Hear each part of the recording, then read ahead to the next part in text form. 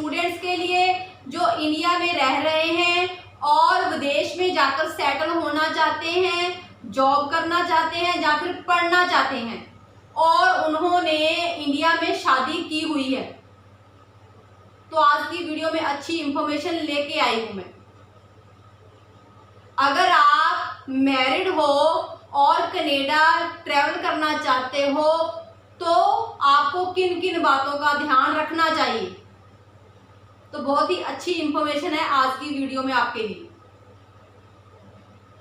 सबसे पहले तो जिस कॉलेज या यूनिवर्सिटी का जब आप लेटर ऑफ एक्सेप्टेंस लेते हो तो लेटर ऑफ एक्सेप्टेंस लेकर उस समय आपने अपना जो स्टेटस शो करना है वो मैरिड शो करना है और अपने हस्बैंड और वाइफ का नाम भी जरूर लिखना है। अगर नहीं तो आप रिमार्क कॉलम में जाकर एंगेजमेंट जरूर लिख सकते हैं। तो ऐसा करना आपके लिए बहुत जरूरी है। आप दोनों हस्बैंड वाइफ के पासपोर्ट के ऊपर एक दूसरे का नाम लिखा होना बहुत जरूरी है। हस्बैंड के पासपोर्ट के ऊपर वाइफ का नाम और वाइफ के पासपोर्ट के ऊपर हस्बैंड का नाम होना बहुत जरूरी है।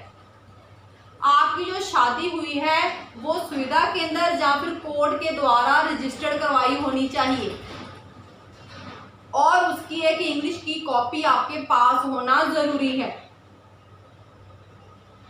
अगर आप अपना स्टेटस मैरिड शो करते हो तो आपके स्पाउस के बैंक में कम से कम 10 लाख रुपए होना जरूरी है,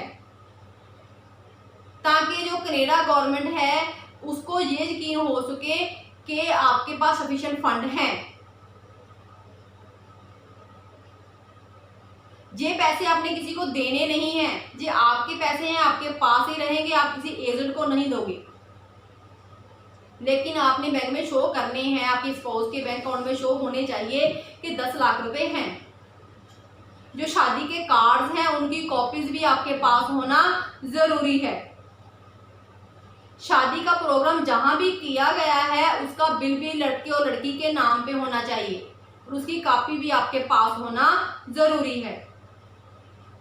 शादी से पहले अगर कोई रिंग सेरेमनी या एंगेजमेंट सेरेमनी की गई है उसमें जितने लोगों ने पार्टिसिपेट किया है, बेशक 11 लोग हो या 21 लोग हों, उनकी सबकी फोटोग्राफ्स होनी चाहिए और फोटोग्राफ्स के साथ उनके पीछे उनका नाम लिखा होना चाहिए और लड़के को लड़की के घर वालों के नाम पता होना चाहिए और लड़के को लड़की के घर वालों के नाम पता होना चाहिए।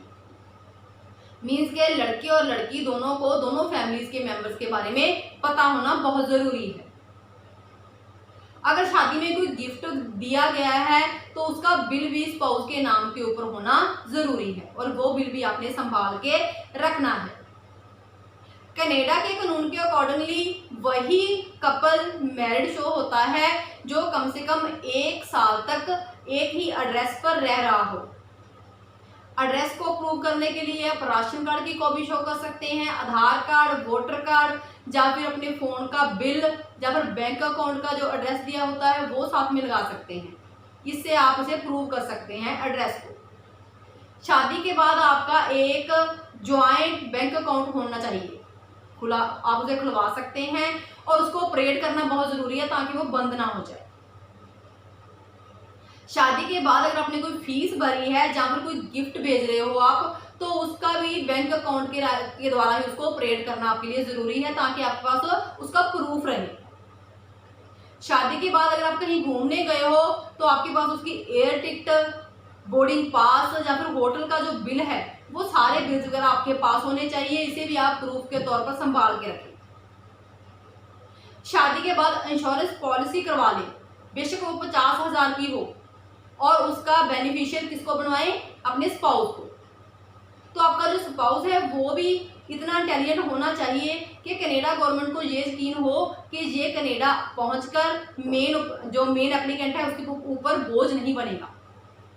तो क्या है, अगर आपके स्पाउस ने सिर्फ +2 की हुई है तो +2 के साथ कम से कम उसके पास 1 साल का कुक का, शेफ का, electrician, plumber, carpenter, heavy duty truck driver, class 5th driver licence, website designer, video photographer, gym trainer, Giddha Bhangra artist, care giver, IELTS teacher, taxi driver, इनमें से कोई भी तरह का कोई ना कोई सर्टिफिकेशन आपके पास होना ज़रूरी है, जिससे ये पता चल सके कि कनाडा पहुंचकर आप कमाई करने के योग्य हो सकते हैं, जहाँ पर वहाँ जाकर आप अच्छी कमाई कर सकते हो।